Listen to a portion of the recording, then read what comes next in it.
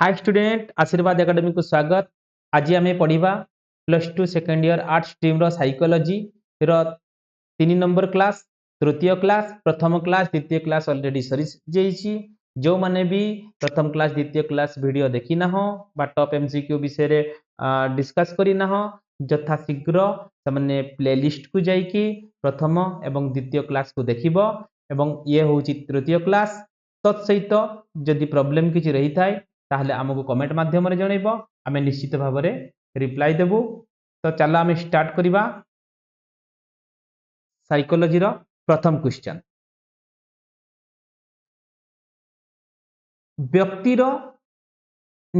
व्यक्तिर निजर गुणावली, अभिज्ञता, सामर्थ्य एवं दोष त्रुटि संबंधी धारणा को डैश कहा जाए।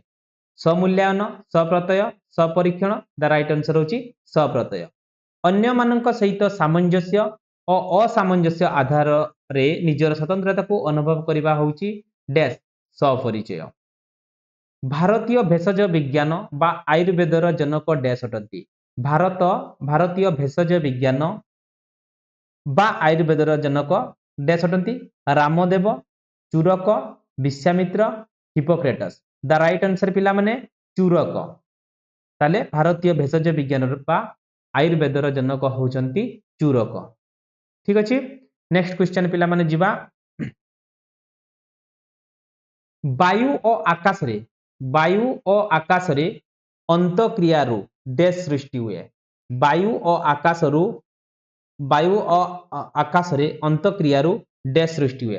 पित्त सृष्टि हुए, बात कफ सृष्टि हुए, कफ सृष्टि हुए ना अन्यान्य कौनसी रोग सृष्टि हुए। तो राइट आंसर पिला माने वायु आकाश रे बात सृष्टि होइताई। Next question.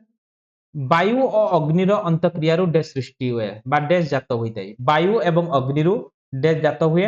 वायु एवं अग्नि रु हमर पिला माने वायु एवं अग्नि रु पित्त सृष्टि होइताई। जल और भूमिर अंतक्रिया रु डैश सृष्टि हुए। जल एवं भूमिर अंतक्रिया रु कफ सृष्टि हुए। डैश प्रकार व्यक्ति हृदय धमनी रोगरे पीड़ित हेबार आशंका थाए।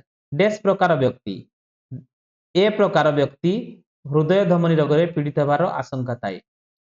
डैश प्रकार व्यक्ति कर्कट रोगरे पीड़ित हेबार संभावना थाए। डैश प्रकार व्यक्ति राइट आंसर सी ख सी प्रकार। डैश प्रकार व्यक्ति अत्यंत महत्वाकांक्षी को प्रकार व्यक्ति रही है बा महत्व गुण को प्रकार व्यक्ति पाखरे थाए। राइट आंसर होची ए। राइट आंसर पिला माने ए। Next question. अंतःमुखीर व्यक्ति माने डैश अटंती। अंतःमुखीर व्यक्ति माने लाजुक अटंती, से बेसी लाज करंती। 16 पीएफ प्रश्नावली को डैश व्यक्तित्व आकलन निमंते विकसित करथिले।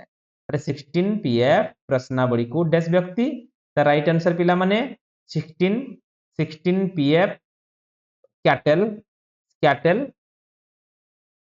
Next question. व्यक्ति अंकन परीक्षण डैश अंक द्वारा प्रस्तुत होइतिला। व्यक्ति अंकन परीक्षण कहा द्वारा प्रस्तुत होइतिला। द राइट आंसर होची पिला माने आंसर दिया ही नहीं तो एटी राइट आंसर हबो मार्कोवर घ। द राइट आंसर इज घ मार्कोवर। ठीक अछि पिला माने नोट्स करिबा मार्कोवर। व्यक्तित्व मापन निमंते डैश कथा वस्तु संप्रत्यक्ष परीक्षण विकसित करथिले।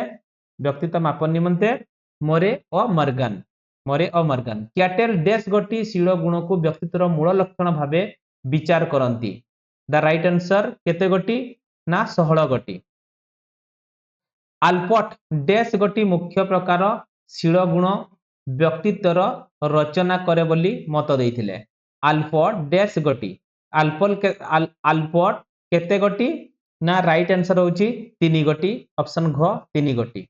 व्यक्तित्व विश्लेषण तथ्य मापन पाई व्यवहृत औपचारिक प्रक्रियार नाम डैश अटे। व्यक्तित्व विश्लेषण तथ्य मापन पाई व्यवहृत औपचारिक व्यक्तित्व आकलन। रसाक कालीछिटा परीक्षण डैश रो एक उदाहरण।